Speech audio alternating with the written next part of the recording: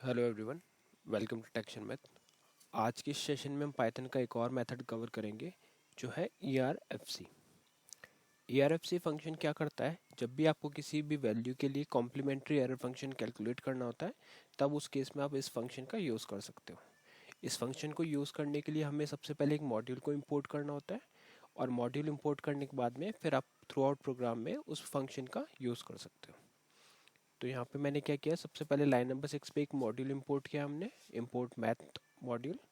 ठीक है, इस मैथ मॉड्यूल के अंदर ही हमारे को ERFC फंक्शन मिलता है। इस फंक्शन के थ्रू हम complementary error function value calculate कर सकते हैं।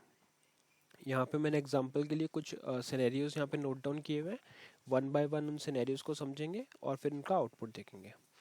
फर्स्ट सिनेरियो में मैंने क्या किया, फर्स्ट सिनेरियो में मैंने इसको यूज़ करने का प्रोसेस इस तरह से, आपको एक वेरिएबल लेना है, उस वेरिएबल में जो भी इसका आउटपुट आएगा उसको स्टोर करना है। तो मैंने यहाँ पे क्या किया, मैथ डॉट ERFC। तो मैथ क्या है, हमारा मॉड्यूल है, और डॉट ERFC क्या है, इसका फंक्शन है जो ये कैलकुलेट करेगा complementary of error function at x।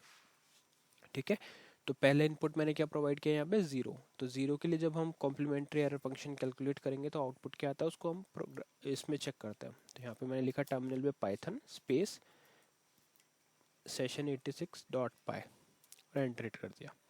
तो आउटपुट क्या है हमारे पास, 1.0। ठीक है, अब सेकेंड सिनेरियो में हम क्या कर रहे हैं, हमने जस्ट यहाँ पे वैल्यू का चेंज किया, बाकी सब सेम है सिंटेक्स वाइज। तो यहाँ पे मैंने वन वैल्यू पास करी तो उसका आउटपुट क्या आ रहा है, 0.567 सो ऑन। ठीक है, उसी तरह से हम इस कॉम्प्लीमेंट्री एरर फंक्शन के लिए नेगेटिव वैल्यू को भी पास कर सकते हैं, जिससे आउटपुट जो आएगा हमारा वो कैलकुलेट होकर आएगा in terms of complementary error function. तो यहाँ पे मैंने वैल्यू पास करी -2, तो उसके लिए एरर कॉम्प्लीमेंट्री एरर फंक्शन क्या है हमारे पास, 1.9953 समथिंग।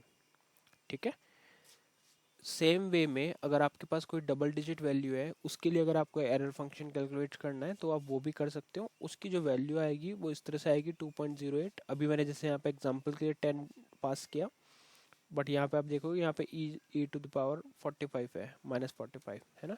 तो उस अकॉर्डिंग जो भी वैल्यू उसकी कैलकुलेट होगी वो आपको यहाँ पे शो कर देगा। अब हम देखते हैं फिफ्थ सिनेरियो। फिफ्थ सिनेरियो में हमने क्या किया, एक डेसिमल वैल्यू को पास किया। तो डेसिमल वैल्यू को कैसे पास करोगे आप, यहाँ पे मैंने जिससे वैल्यू डाली 0.01। तो ये 0.01 के लिए कॉम्प्लीमेंट्री एरर फंक्शन कैलकुलेट करेगा और उसका जो भी आउटपुट आएगा उसको स्टोर करेगा, फिर हम उसको प्रिंट कर रहे हैं। तो वैल्यू क्या आ रही है, 0.988765। ठीक है, तो ये इस तरह से वर्क करता है।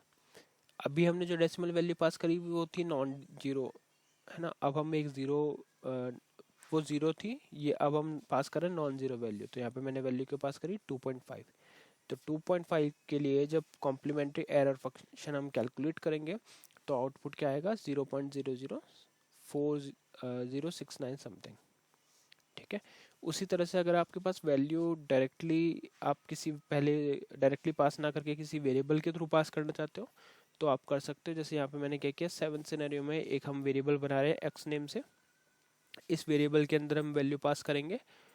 हमने पहले स्टोर कर दिया 0.5, और इस 0.5 जो एक्स में स्टोर, उसको अगर आप पास करोगे ERFC फंक्शन के अंदर तो उसको आउटपुट क्या आएगा, 0.4790950012। ठीक है, तो इस तरह से ये फंक्शन यूज़ होता है। मेनली चीज़ जो समझने वाली थी वो ये थी कि हमें इसको यूज़ करने से पहले एक मॉड्यूल से इंपोर्ट करना होगा।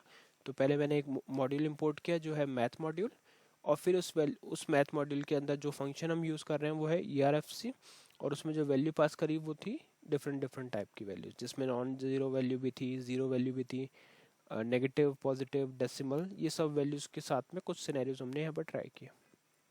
इस सेशन के लिए इतना ही है, नेक्स्ट सेशन में बाकी टॉपिक डिस्कस करेंगे। So thank you for watching टेक्शन मैथ।